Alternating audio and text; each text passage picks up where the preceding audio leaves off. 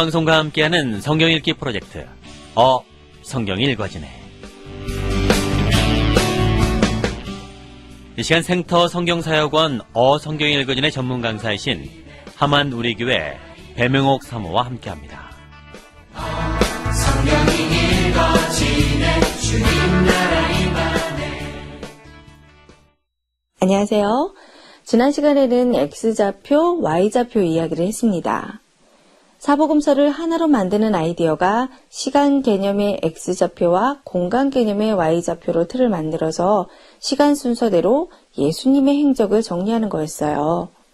4번의 유월절이 지나가는 3년의 공생의 사건들의 발생 장소가 갈릴리에서냐, 유대 예루살렘에서냐를 살피며 시간 순서대로 정리하면 되는 거였습니다. 시간 개념의 X좌표는 가로로, 공간 개념의 Y좌표는 세로로 그리면서 예수님의 행적을 도표로 정리하게 되는데요. 지금은 무슨 말인지 이해가 잘 안 되실 수도 있어요. 듣는 강의이기 때문에 그렇죠.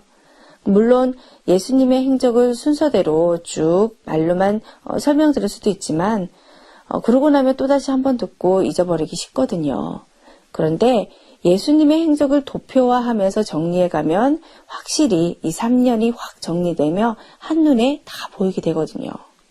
그러니 성경이 읽어지는 책이나 극동방송 밴드에 있는 도표 자료를 꼭 보시기 바랍니다.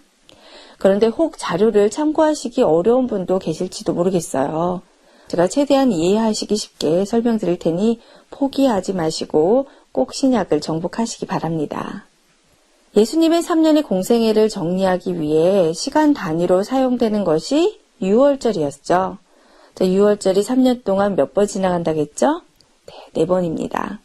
그런데 앞으로 사복음서를 하나로 통합하는 작업을 하면서 공부하는 범위를 말씀드리는 기준도 유월절이 될 거예요. 예를 들어 오늘은 2번째 유월절에서 3번째 유월절에 있었던 일들을 공부하겠습니다. 이런 식으로요. 지금은 좀 생소하실 수 있는데 곧 익숙해질 겁니다. 지금까지 설명을 잘 따라오신 분들은 지금 머릿속에 X좌표선을 가로로 그리시고 그 위에 4번의 유월절 점을 그려놓으셨을 거예요. 우리는 지금 예수님의 행적을 정리하려고 하는 건데요. 그럼 첫 번째 유월절이 예수님의 공생의 시작일까요? 그러면 정리하기 쉬울 텐데 그렇지 않아요.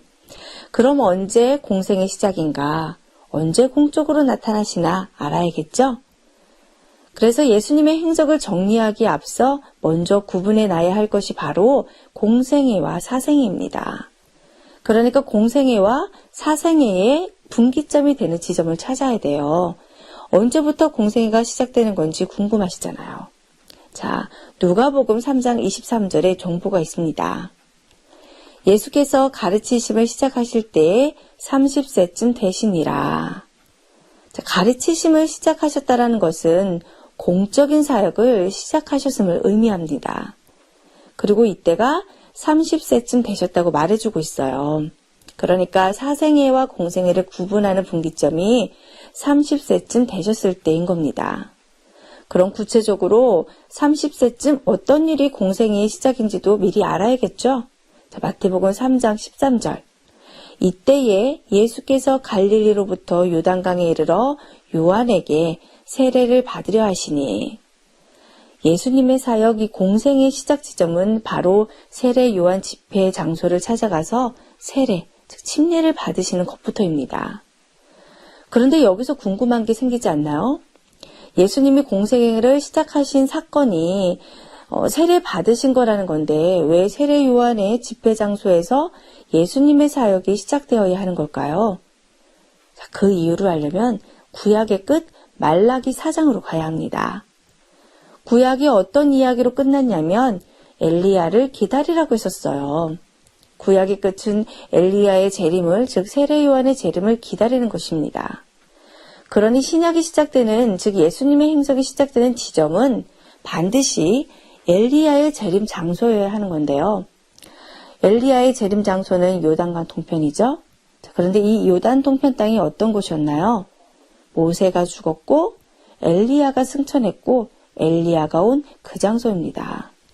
그래서 세례 요한이 그곳에서 사역을 시작한 거예요. 신약은 반드시 엘리야와 연결되어야 합니다. 자, 이렇게 구약과 신약이 연결되어 있어요. 예수님의 사역은 구약 전체 흐름과 연결되어 있기 때문에 세례 받으시는 사건이 공생애의 시작 지점일 수밖에 없는 겁니다.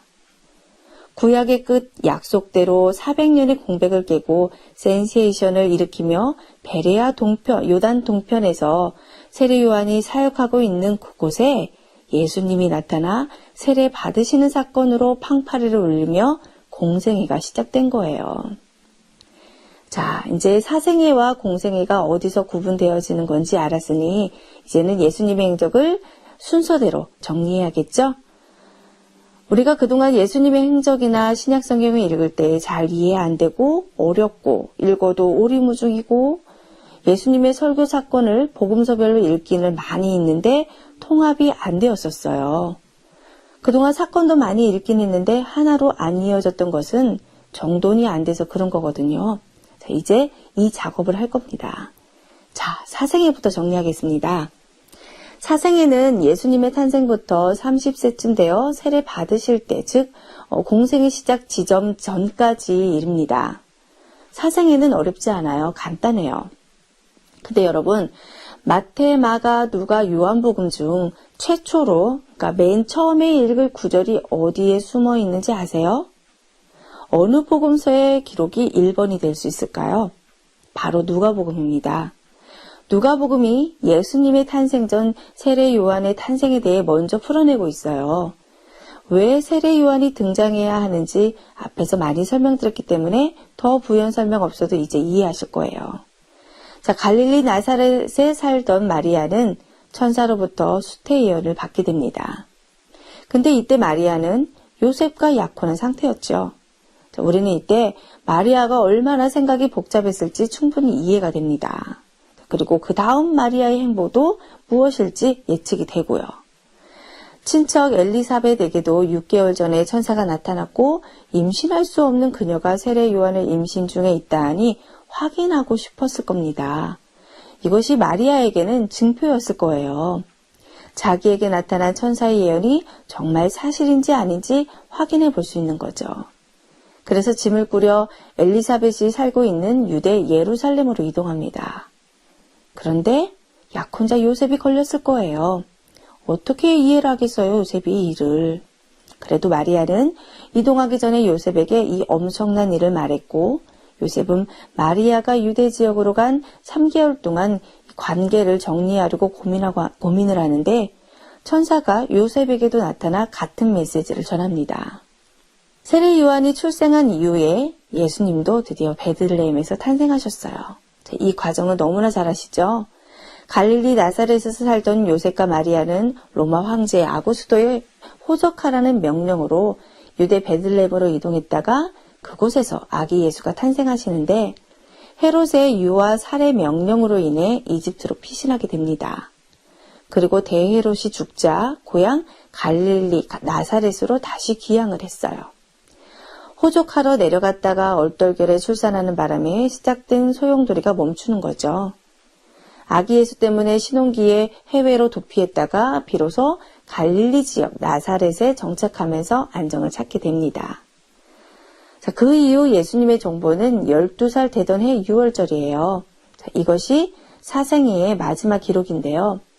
요셉과 마리아가 6월절에 예루살렘에 올라갔다가 돌아오는 길에 아들 예수가 없는 것을 뒤늦게 알고 예루살렘 성전에 되돌아갔는데 선생들 가운데 앉아서 문답식 토론을 하고 있는 사건이에요. 여기까지가 공인으로 사역하시기 전까지의 사생애입니다. 자, 이제 18년이 지나고 공생애가 시작되는데요. 자, 앞에서 30세쯤 되셨을 때라고 했어요. 예수님의 3년의 공생애 동안 6월절이 4번 지나가잖아요. 자, 첫 번째 6월절부터 네 번째 6월절까지 계산하여 딱 3년인데요. 사실 첫 번째 6월절 전에도 공생애가 있습니다. 자, 이해하기 쉽게 이것을 자투리 공생애라고 할게요.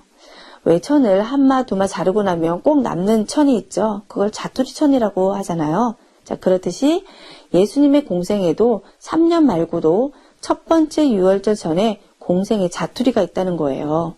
근데 앞에만 있는 게 아니라 뒤에도 있어요. 네 번째 유월절에 예수님이 돌아가시고 부활하신 이유도 짜투리 공생애입니다. 자, 여기까지 어렵지 않죠? 자, 다음 시간에는 짜투리 공생애를 공부하겠습니다.